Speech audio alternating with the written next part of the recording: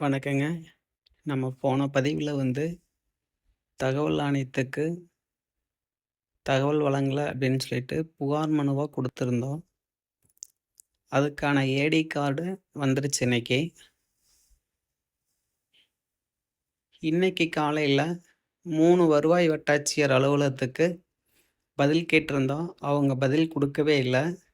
அதனால இன்னைக்கு அவங்க மேல தகவல் ஆணையத்துக்கு 18/1ல புகார் மனுவும், 19/3ல மேல்முறையீடும் பண்ணியிருக்கோம். அதத்தான் இப்ப நீங்க பார்த்துட்டுருக்கீங்க. எந்தெந்த வருவாய் வட்டாட்சியர் அலுவலகம் அப்படிங்கிறது உங்களுக்கு டிஸ்ப்ளேல பார்த்தீங்கன்னா தெரியும். பெருந்துறை, ஈரோடு, மொடக்குறிச்சி. இவங்க மேல எல்லாமே 18/1லயும், 19/3லயும் புகார் மனுவ குடுத்துருக்கோம். இது எப்போ பதிவாகி வரும் அப்படின்னு நமக்கு தெரியல. போன முறை அனுப்பிச்சது ஏடி கார்டு மட்டும் வந்திருக்குன்னு அது பதிவானதுக்கான நம்பர் இன்னும் வரல.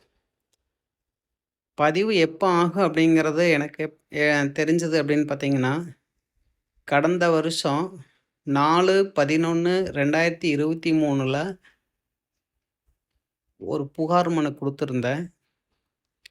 அந்த புகார் மனு பார்த்தீங்க அப்படின்னா, இந்த மாசத்துல தான் தகவல் ஆணையத்துல பதிவு செஞ்சிருக்காங்க.